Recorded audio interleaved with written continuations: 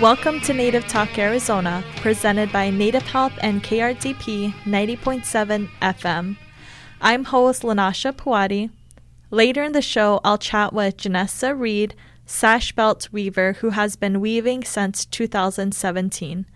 Her style of weaving merges the traditional and contemporary worlds of wearable art, allowing her to create versatile and unique designs. Christine Tuttle is the Outreach and Community Engagement Librarian at the Arizona Talking Book Library, helping Arizona residents who are unable to read standard print due to blindness or low vision, those who find it hard to hold or handle a print book, or who have a reading disability. Christine has been with the Talking Book Library for 17 years. Hello, Christine. It's an honor to have you on our show today. Hello, Lanasha. Thank you very much for having me. Absolutely. And before we get started, can you please tell us a little bit about yourself?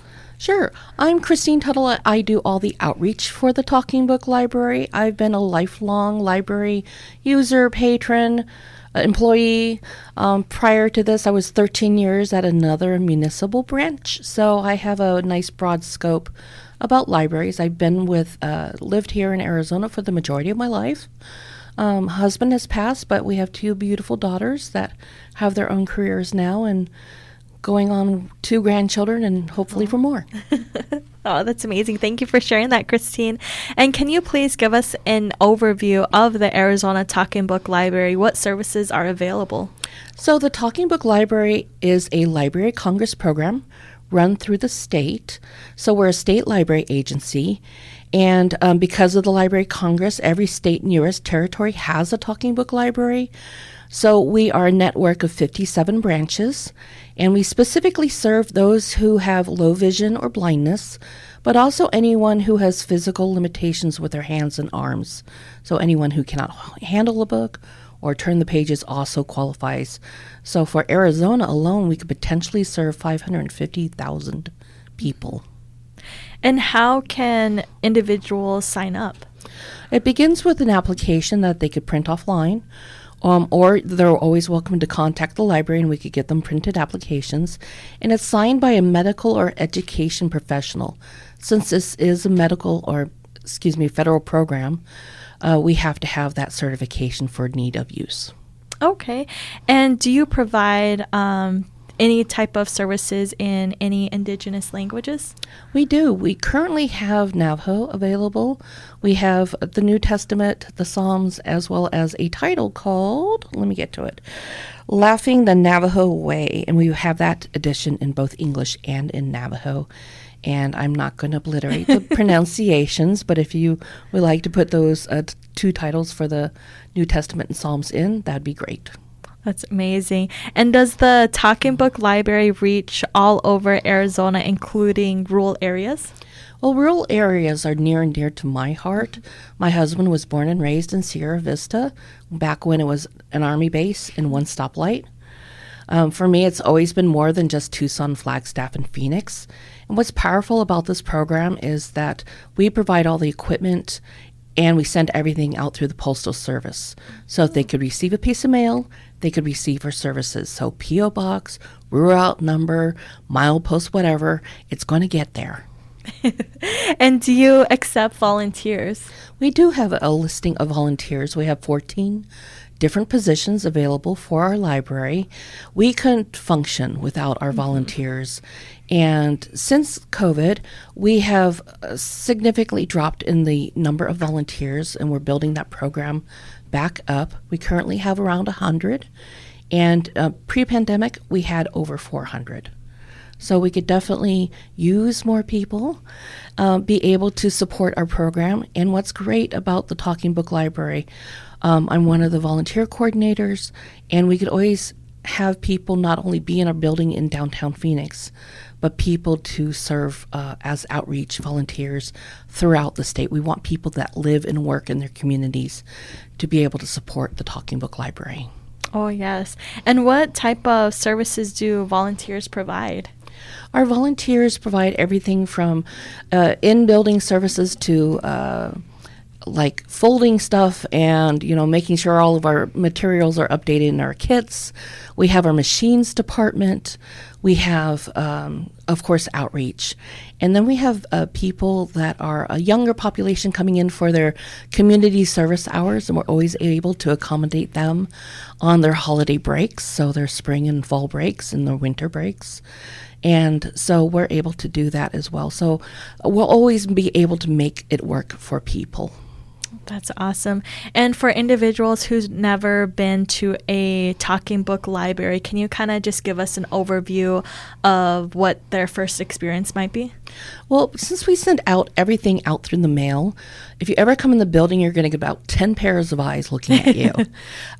We do have people that come in and, for example, we had a traveling member and he ran out of books in the middle of his travels. So he came in and we downloaded more books onto him and then just made sure his records were updated in his home state.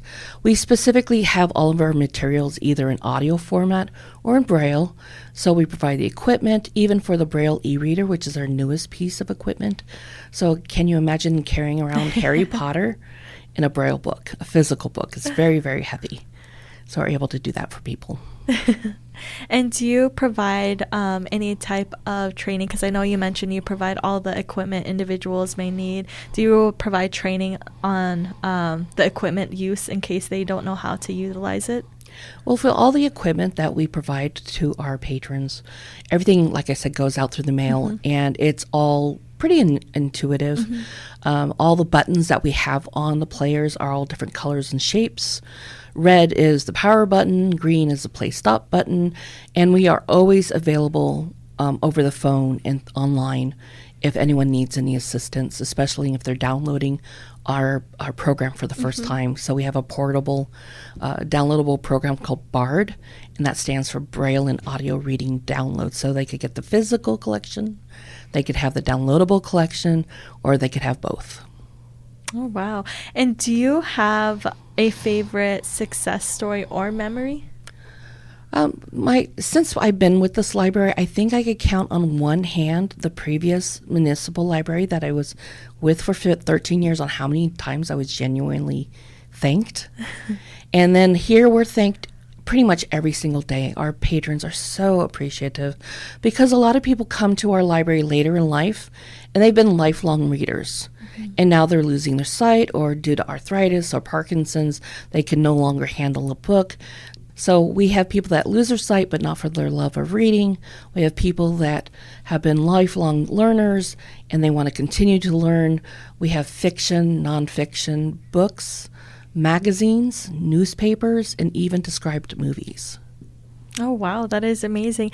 And can you kind of tell us, why do you think having a talking book library in Arizona as a great resource for the community, why do you think it is important? The Talking Book Library provides services throughout the state. We send everything out through the mail. Just like a library, people have already paid for the service with their tax dollars. Unlike a public library, we serve specifically the visually impaired and physically limited, so anyone who cannot read the printed word, hold the book, or turn the pages. We have the power of the Library of Congress behind us.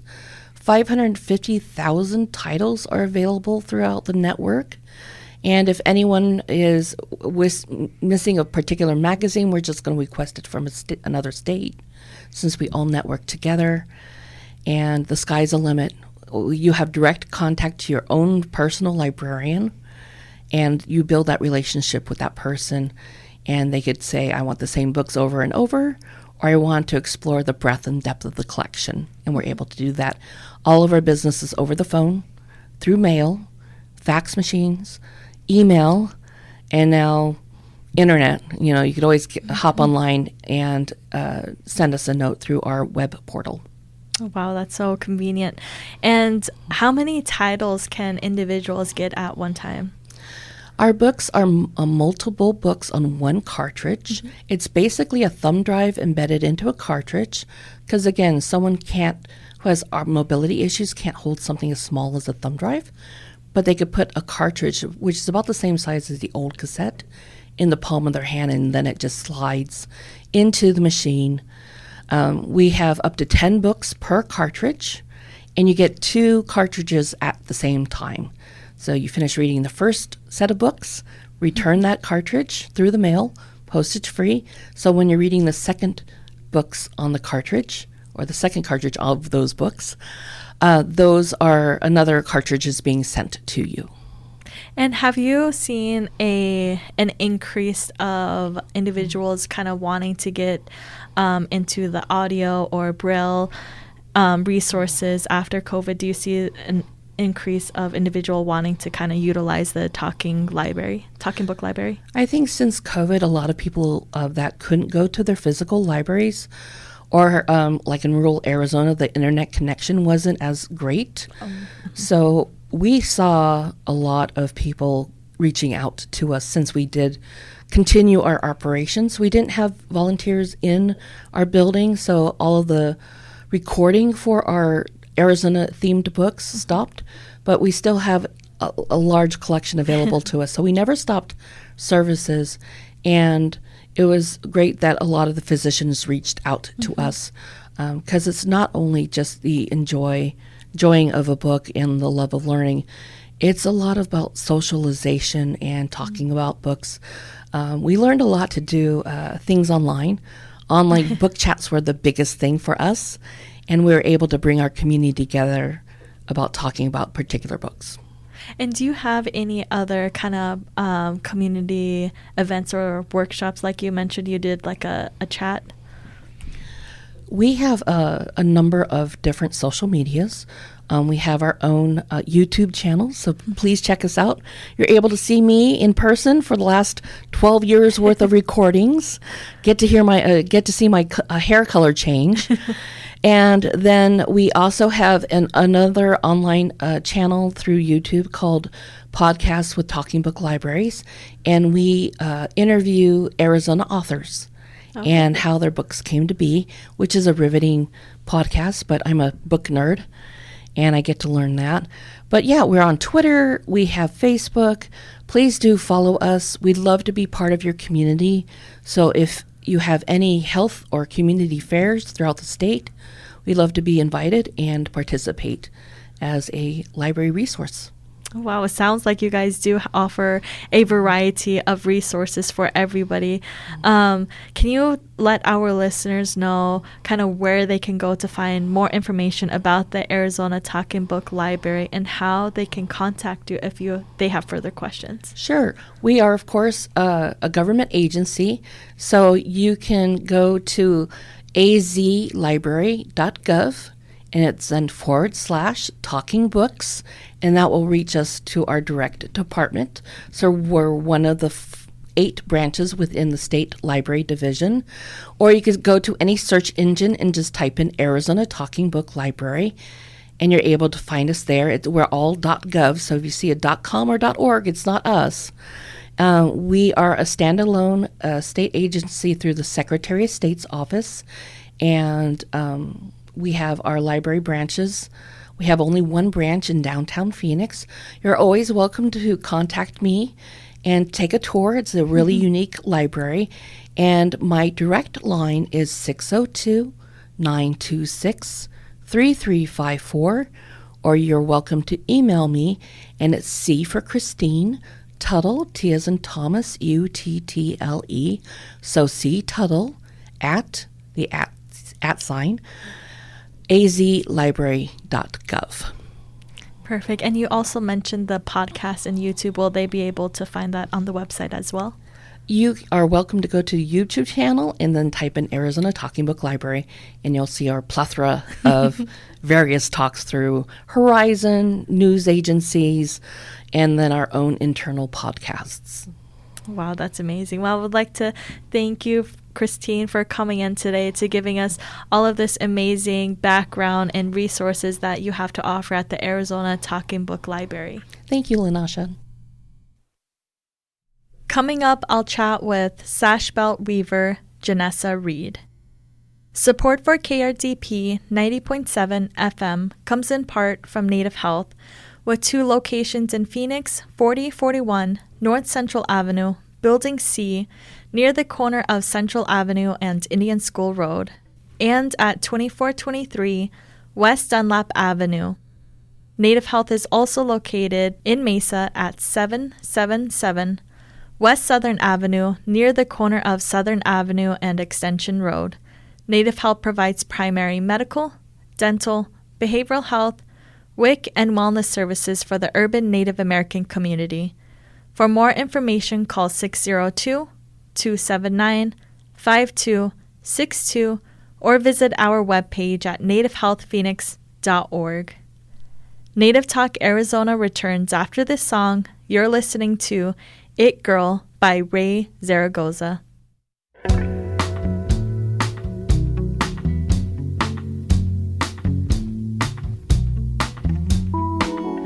I could tell I was living in a world that wasn't made for brown-skinned girls. Just you wait, it'll be your turn. And in the mirror I would say to her, I could be the it girl, can't you see? I could be the face on the magazine. Paint me like a debutante, your prom queen. Pretty little it girl, yeah, that's me.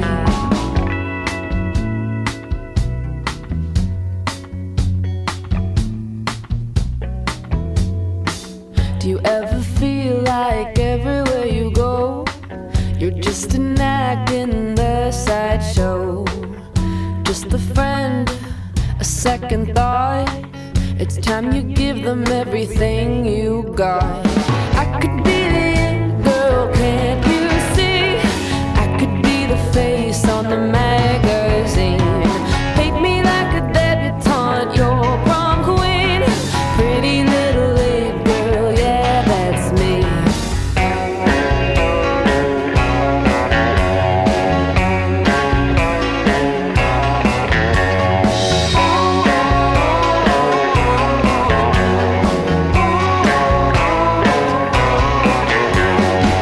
Why would you wanna be like anybody else?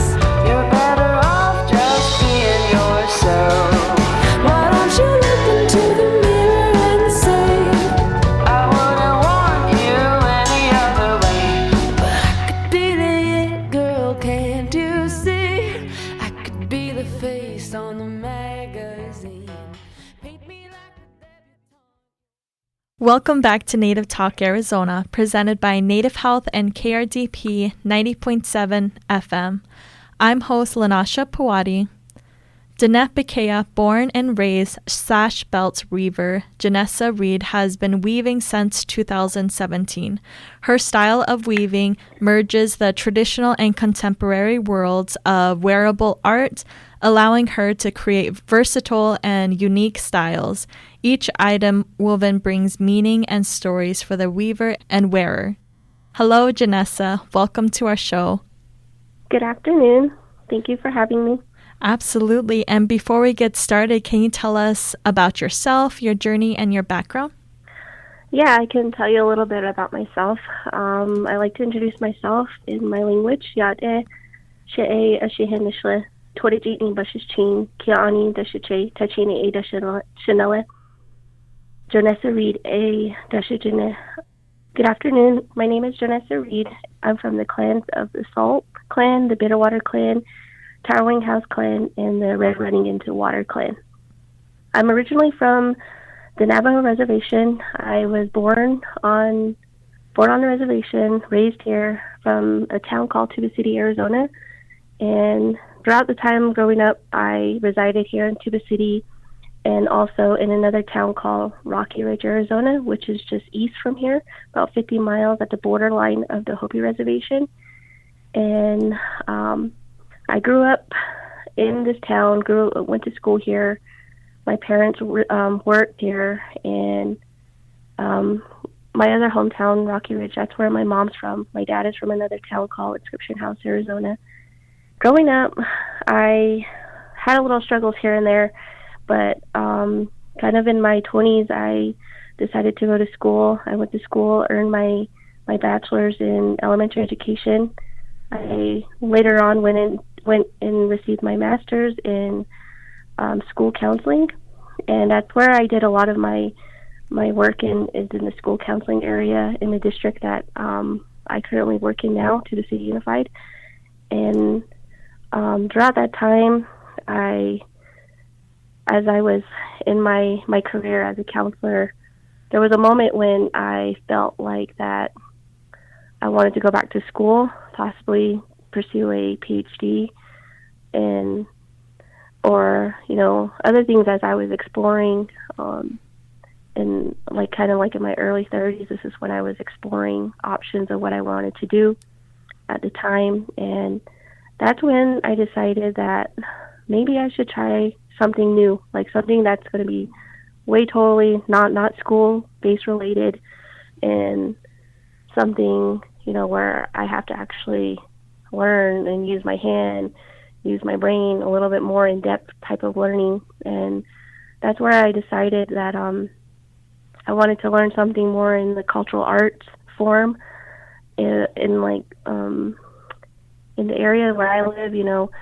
Growing up to my parents, my mom, she was a weaver. My grandma was a weaver. My great-grandma was a weaver. So when I went and did the calculations, I go back as being the 6th generation weaver.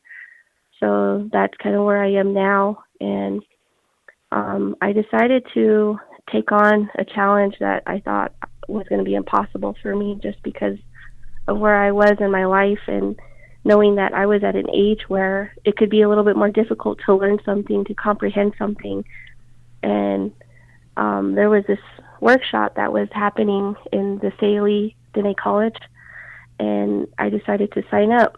And little did I know what kind of challenge I was putting myself into, because it was a 2-day challenge and a 2-day workshop. And I decided to do it.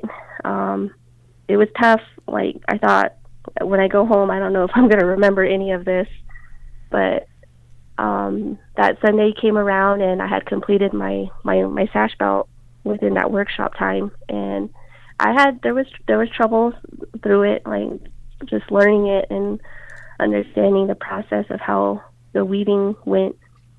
But as time went on, came home, I set up my own loom on my own, however way that I remembered it from the workshop. And that's when I decided I think this is something that I can actually do. I told myself that.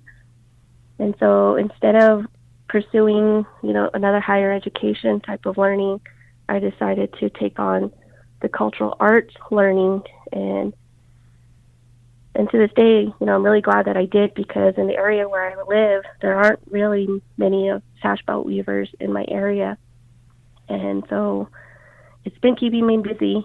So that's just a little bit about me and how I came about the weaving journey. And so now that in my current position here in the district, I'm now the Native Language and Culture Program Coordinator. So I kind of get to bring in a little bit of cultural arts here and there with workshops for the students here to learn. So just some areas that I'm exploring in my career right now.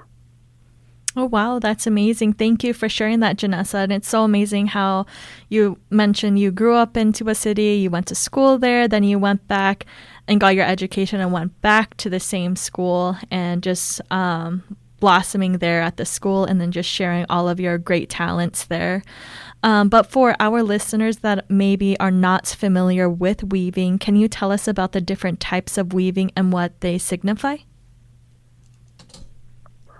Yeah, so with the Sash Belt weaving, I often tell people that there's a difference between Sash Belt weaving and rug weaving. With the Sash Belt weaving, it's more at a vertical type of weaving.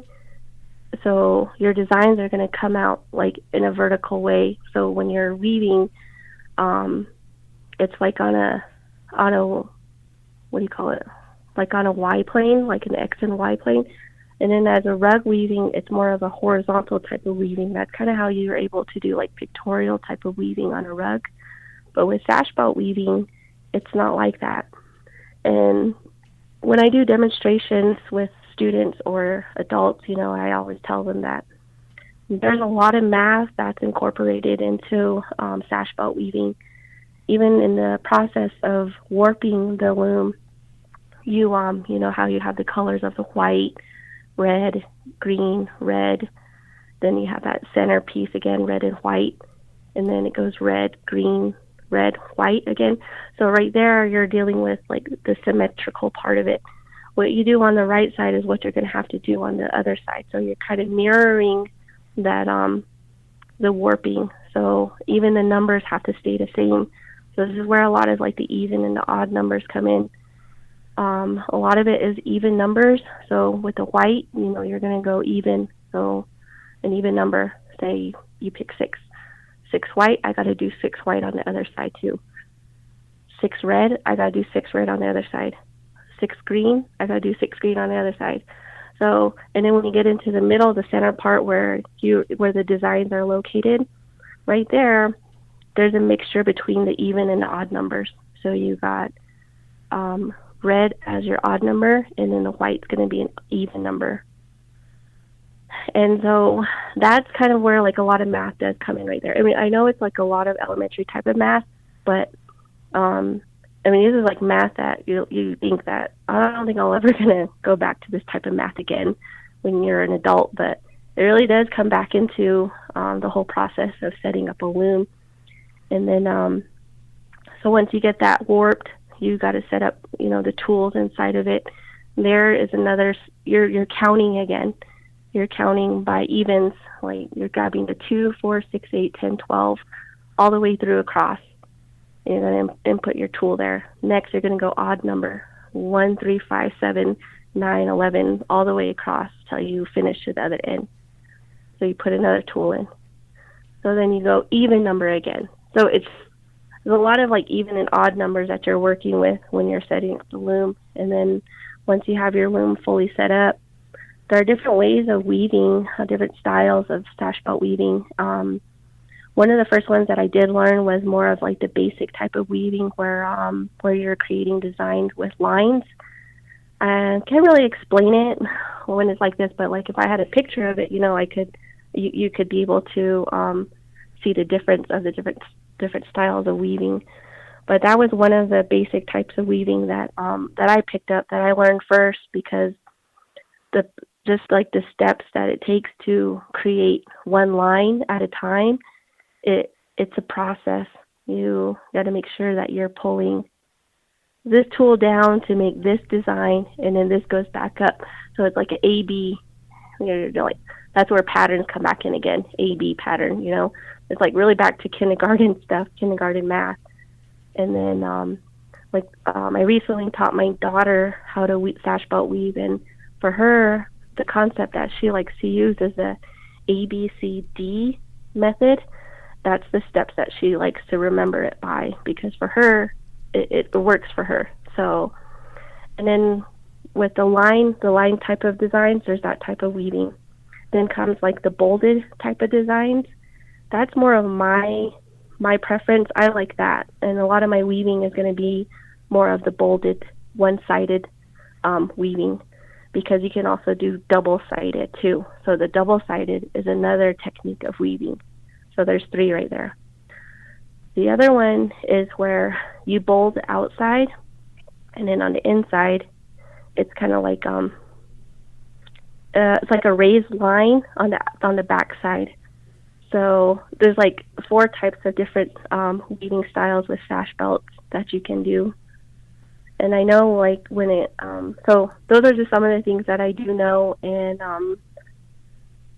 so those are the different types of weaving that I'm familiar with. And when like designs come about, it's it really depends on like the weaver, I guess. I know sometimes I'll get people that'll say, I would like to have this type of design, or sometimes they'll say, do what you want and, be creative with whatever you create. I'll be happy with it. So a lot of times it just kind of works itself out. That's just, so those are the different types of weavings that I'm familiar with that I can share with. Oh, wow. That is so amazing. I didn't know there were so many like different concept that goes into kind of weaving a sash belt, and kind of really imagining and all of the math, as you mentioned, that really goes into creating a design. So how do you sketch out your designs, or did you say it's more based off of preferences of what they want? So sometimes, like I demonstrated over the weekend at one of the national parks, and what I was telling one of the visitors that a lot of times I don't draw out designs. The only time I will draw out anything is if it's a submission piece where I'm like, I want to make sure that I'm getting my story across in this piece, so this might have to require me to sketch it out. Like my one belt that I submitted to Santa Fe 2 years ago, that piece I actually sketched it out before I wove, because I had a story behind it. And so with that one, there was different depictions that I wanted to weave in there, so I had to make sure that I was able to weave it in there before I got started with it. So other than that, I don't typically draw out designs. I just go, they just kind of weave as I go type of thing. And every now and then I'll get a person that'll say, I like some people really like the dragonflies that I do make. Some people like the butterflies I make. And some will, they'll say like, add this in there, That's rare though, but most of the time customers will say, whatever you make, it's beautiful, and I'll just say, okay. So that's usually fun when I get to weave as I go. And how long does it take to design different pieces? It really depends on every item. Like, I know I make like a lot of different things. I've just really contemporized the whole sash belt weaving, and it started with just the traditional belt, and I really expanded more into like contemporary items such as keychains, lanyards, purses, camera straps, bracelets. At one point I even did a headband. Now that was probably only did that one time and I never did it again. But, things like that I've really like expanded way out there. But every item is different. They have different lengths of time frames of how long it takes me to finish it. But if I were to give a time frame of the traditional sash belt, there is a process that I go through. With the yarn, if I do use a yarn, sometimes I do use wool. But I'll just give you the time frame of if I was weaving a yarn, acrylic yarn sash belt. When you purchase it at a store, what I do when I get home is I hand spin. I double spin the yarn again. So I respin it, and once that's done, I wrap them in a ball. I put it into a ball and have to do 3 colors. Once I get that done, like the spinning part is really time consuming. I can tell you that it takes about 2 hours to do one whole yarn. And so that's 6 hours already right there with 3 colors. And then goes into warping and setup. That can take about 2 hours, depending on the size of the belt. But I'm kind of giving you the time frame of a general size belt, like more of like the 65-inch length belt and a 3.5-inch wide belt. So that this is like the time frame for it. Once I have that set up, warped, I can go into weaving. Now, this is where I tell people, if I'm really in the mood to weave and I want to get it done, and I sit still, I don't get up, I don't do little things here and there at the house. Sometimes I'll start cleaning around. But if I just stay focused and I want to finish it within that day, it takes me about 6 to 8 hours to finish weaving. And then once I get that down, I pull the belt off my loom. I then have to spin the fringes at the end of each side. So that's also a time-consuming part of the weaving process. So that one side, it takes about an hour and a half to twist the fringes on one side. Then I go to the other side, and it's like another hour and a half. So you're looking about 12 hours altogether, 15 hours if, when you do the math. Oh, wow. That is Yeah. so amazing. You definitely have to have the patience to make a whole piece. And I don't know how you can sit down for a whole 8 hours, especially you said that you have a daughter as well. So you were teaching her how to make a sash belt or trying to teach her along the way. That is so amazing, though. And I like how, as you mentioned, you were a sixth generation weaver. So how does it feel to kind of continue that tradition and then carrying it on and passing it down to your daughter? So when you know how I was kind of like a late bloomer with weaving, I didn't learn until my early 30s and didn't really catch interest until then. And throughout those years prior to me starting to weave, you know, my family, every one of my siblings, you know, they had a certain art form that they carried for themselves. And it really, like, bothered me, you know, like, just a little bit. You're like, I wish I knew how to weave. I wish I knew how to do something like you guys knew. Like, you guys are so artistic. I used to say things like that. And that's kind of what was one of the things that, you know, ignited the interest to want to start weaving. And growing up, you know, I watched my grandma weave when I used to visit her, you know, just hearing her tools hit the loom on her rug, you know, those are like some of the faint memories that I have of her.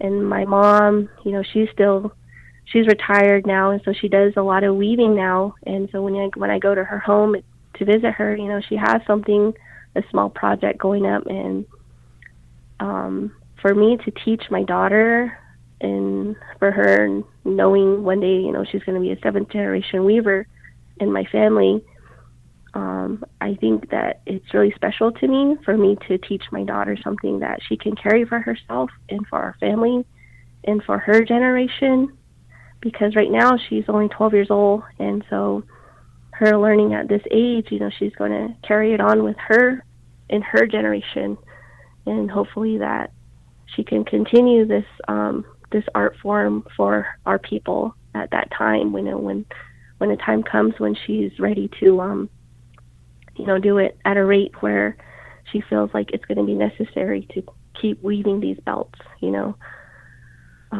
For me to continue as a sixth generation weaver, it means a lot to me, because in my family, a lot of my grandmas, you know, my mom, they were more rug weavers. So I'm not a rug weaver. I always tell people I'm not a rug weaver. I'm a sash belt weaver. You know, there's a difference. But for me to carry on the sash belt part, you know, I was telling one of the visitors over the weekend too, when I was demoing, that there's only me and my cousin who are sash belt weavers in our family, and I do have like maybe 2 nieces that also do it too. But for them, sash belt weaving was brought from their grandparents' side, so not really within our family, because in our family, you know, sash belt weaving wasn't something that we carried. It was more of the rug weaving. So sash belt weaving is more of something that's like new into like my matrilineal family part. And so I think that, you know, I hold it really special. I'll get people who will ask me, can you teach me, you know, show me, you know. For me, yes, I will show you, I will teach you, but you got to make sure that, you know, you're not wanting to just do it just to do it. You have to have a purpose of why you want to learn it. And like for me, you know, it really, for me to learn it, I had to get out of my shell, out of a comfort zone where I was challenging myself to learn how to do this. And I knew what kind of challenges I was going to come across. And so that's why, you know, if someone comes to me telling me, teach me, I have to know that I'm putting my time in wisely, and it's not just something that's going to be like, they're not going to continue it, you know. So like with my daughter, you know, even though I have a daughter, people have always told me, you should teach her, you know. I always tell them, she'll tell me when she's ready. And when she's ready, you know, I'll sit down with her. But right now, she doesn't show any interest in it, you know. And it wasn't until just September when she approached me. She said, "Mom, do you think you can teach me?" And I said, "Teach you what?" And she goes, "I want to learn how to weave sash belts like you." And I said, "Of course I can teach you." You know, I said, "I've been waiting for this moment." So luckily, you know, I had her loom, a small loom for her, set her up. We talked about it, showed her the process of setting up the loom, and she sat down at it, and, she picked it up really quick. And see, that's kind of like the reason why that I waited for her to tell me when she was ready. So just things like that is some of the things that, my own teachings that I have with her. Oh, wow, that is so amazing. And I bet it is definitely a rewarding feeling now, seeing your daughter take interest in wanting to continue that journey with you. And also, as you mentioned, kind of bringing this new type of style to your family. So that is so amazing. But Jonessa, I know you have been collaborating or working with the Santa Fe Art Market. Can you tell us more about your experience this past August?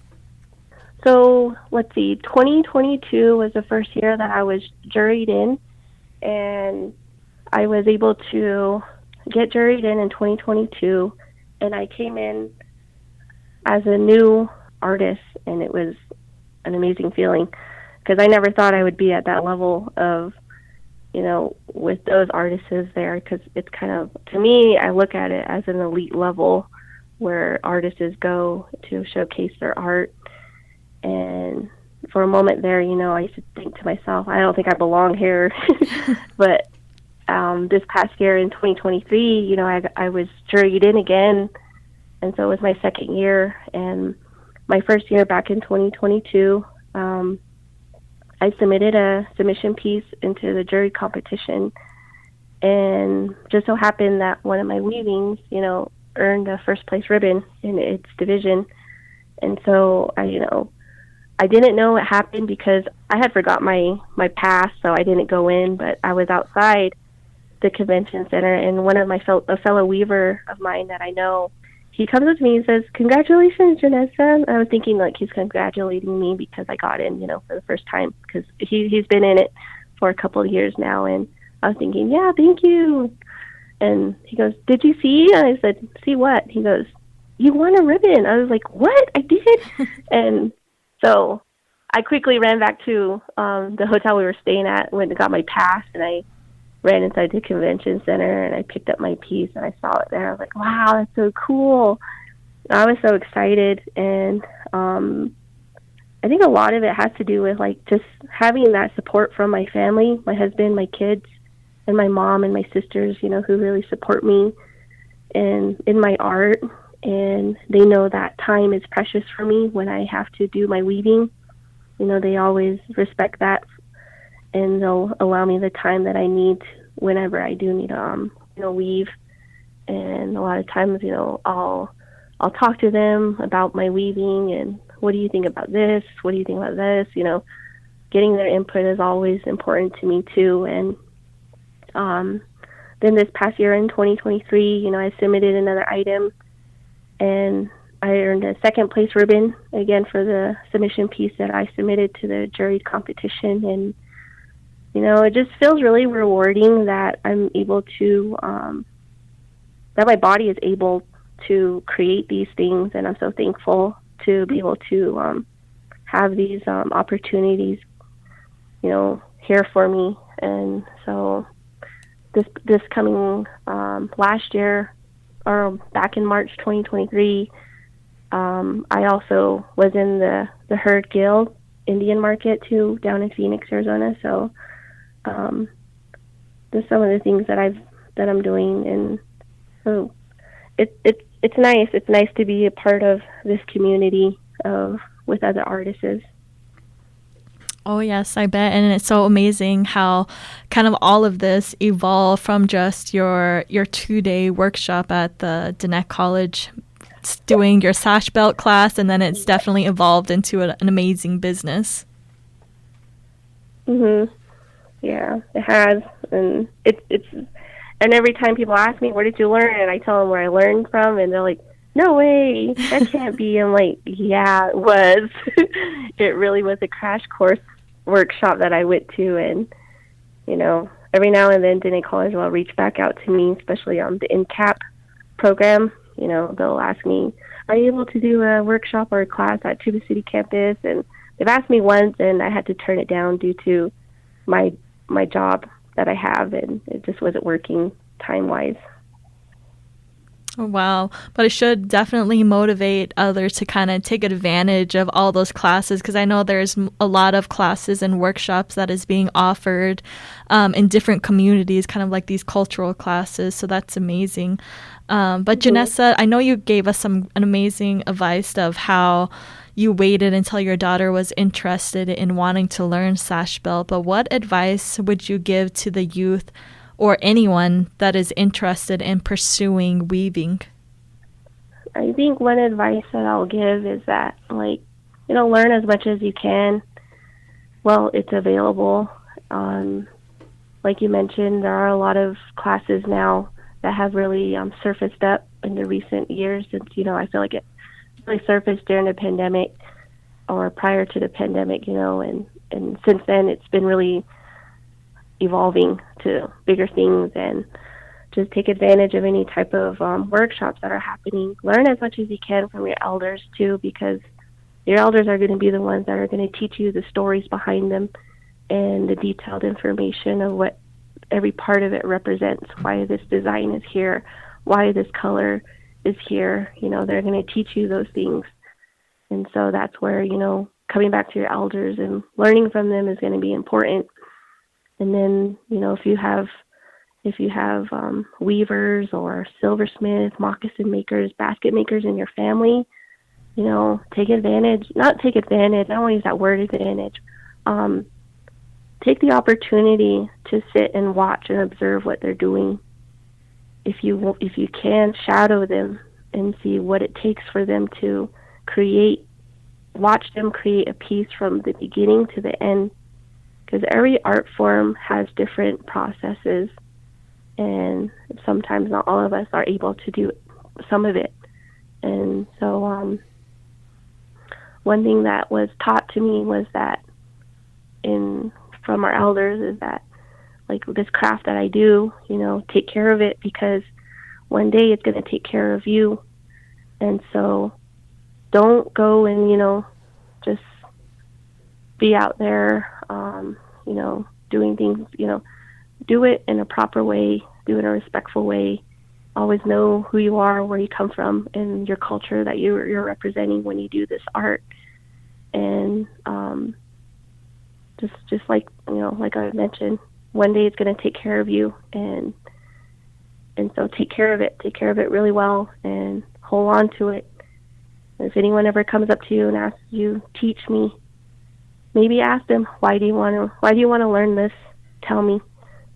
Because if it's a valid statement or a valid answer for you, then, take on that initiative to teach somebody. So, to the youth, one thing that I'll share this story with you is that in the creation story, in the Navajo creation story, when Spider Woman came about in our creation story, one of the things that she gifted us as Navajo people were weaving, the art of weaving, rug weaving, sash belt weaving, basket weaving. In there, that's where that teaching comes from. This is going to take care of you. One day, this art is going to take care of you. Your family is going to feed you. It's going to clothe you. And, you should never have to fall into poverty, because this is a gift that I'm giving to your people. And so those are some of the things that I cherish as a weaver, is that I remember those things. And so that's how I try to go about it. And even, teaching my daughter the same type of teaching as she's learning, I tell her, take care of this, because one day it might pay for your college. One day it might pay for your car payment if you fall short. So, take care of it. Oh, yes, definitely. Thank you for sharing that, Jonessa. How can our listeners find more information about your sashes, and how can they contact you if they have further questions? Right now at the time, with my Instagram, I do have my email linked to it. So if you just click email, you can send me an email through my Instagram at astan.nessie. And you can also just type in my name, Jonessa Reid. I should pop up there too. Then on Facebook, I'm also there under Jonessa Reid. or you can just type in Estelle Nessie. You'll find me. It's the same account, so you'll find me at the email of Estelle.Nessie. That's ASDZAA.NESSIE @gmail.com. So that's an email that you could contact me at. Perfect. Well, I'd like to thank you, Jonessa, for coming on air with us today to tell us more about your amazing journey on how you started your Sash Belt and all the amazing work you're currently doing. Thank you. Thank you for listening to Native Talk Arizona, supported by Native Health and KRDP 90.7 FM. Audio editing by Javier Quiroga, and the executive producer is Susan Levy. And I'm host Lanasha Puari. We hope you tune in again next week. If you have any questions, please email us at nativetalkaz@radiophoenix.org.